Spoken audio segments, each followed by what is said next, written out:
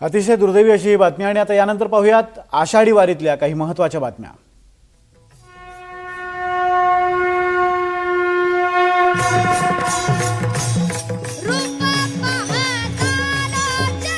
निघाला वैष्णवांचा मेळा, टाळ मृदुंग तुळशी माळा गळा,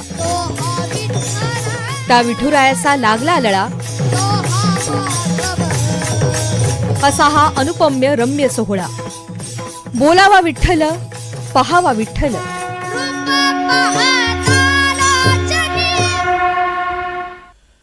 जगद्गुरू श्री संत तुकोबारायांच्या पालखी सोहळ्यातील मानाच्या अश्वांचं आज पहिलं गोल रिंगण इंदापूर तालुक्यातल्या बेलवाडीमध्ये पार पडलंय। या नेत्रदीपक सोहळ्याचे अनेकांना वेध लागलेले असतात। तो सोहळा आज इंदापूरच्या बेलवडीमध्ये पार पडलाय।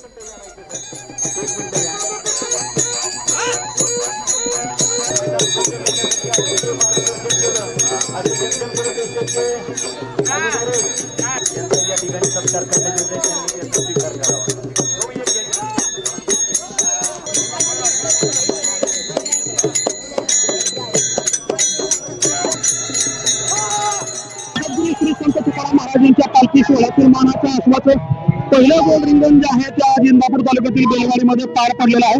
जवळपास 200 किलोमीटरहून अधिकचा प्रवास वारकरी देहूपासून पंढरीपर्यंत पायी चालत असतात आणि चालून आलेला थकवा दूर करण्यासाठी आणि वारकऱ्यांमध्ये एक उत्साह निर्माण होण्यासाठी म्हणून हा रिंगण सोहळा पार पडत असतो। या नेत्रदीपक सोहळ्याचे अनेकांना वेध लागलेले असतात। ते सोहळा आज इंदापूरच्या बेलवाडीमध्ये पार पडला।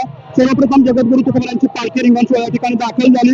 अगोदर अश्वाला रिंगण दाखवण्यात आले, त्यानंतर या रिंगणाला सुरुवात झाली। रिंगणात पहिल्यांदा विनेकरी धावल्या, त्यानंतर तुळशीवंदन घेतलेल्या महिला धावल्या, टाळकरी धावले, पखवाजे धावले, शासकीय कर्मचारी पोलीस अधिकारी देखील धावले आणि यानंतर मानाचे अश्व धावले। बाबाकरांचा अश्व पुढे धावत असतो, त्यावरती स्वतः तुकोबाराय रूढ झालेले असतात अशी वारकऱ्यांची भावना आहे। त्याच्या पाठीमागे मोहिते पाटलांचा अश्व धावतो, त्यावरती चोपदार बसलेला असतो। ज्यावेळी 3 फेऱ्या पूर्ण होतात त्यावेळी रिंगण पूर्ण झालं असं समजलं जातं। हा नेत्रदीपक सोहळा करण्यासाठी संपूर्ण महाराष्ट्राचे लक्ष या सोहळ्याकडे लागलेलं असतं आणि त्या तुकोबारायांच्या वारीतील हा सोहळा जो आहे तो आज पूर्ण झालेला आहे।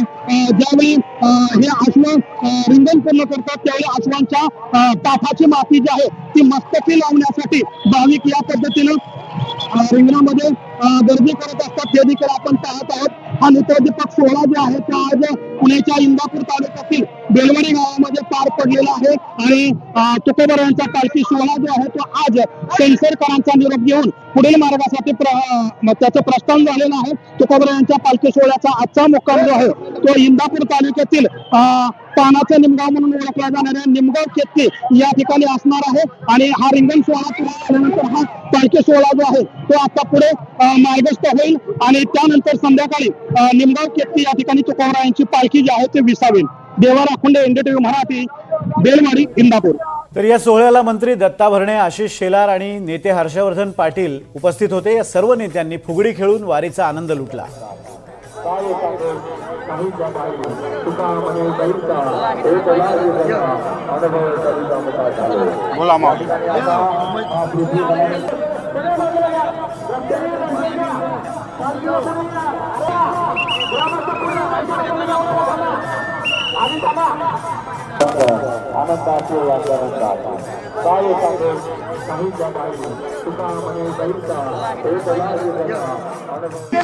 समाधान, आनंद, परमानंद, ब्रह्मानंद मिळो अशी ज्ञानोबा माऊलींच्या तुकोबारायांच्या चरणी, तुकाराम महाराजांच्या चरणी प्रार्थना। पाऊस चांगला पडू दे हेच आपलं पांडुरंगाला साखर आहे सगळ्यांना।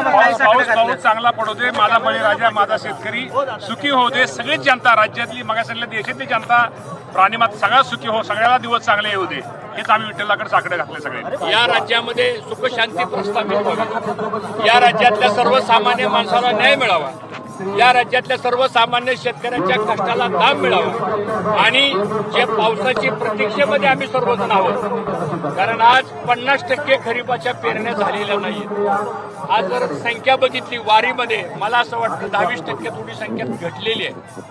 कारण आज सर्वसामान्य गरीब वर्ग अडचणीमध्ये आलेला आहे। पांडुरंगाच्या चरणी एवढीच प्रार्थना आहे की त्याला ह्या संकटातून बाहेर काढावं आणि सगळ्यांचा संसार प्रपंच आनंदानं जावा, एवढीच अपेक्षा या ठिकाणी करतो।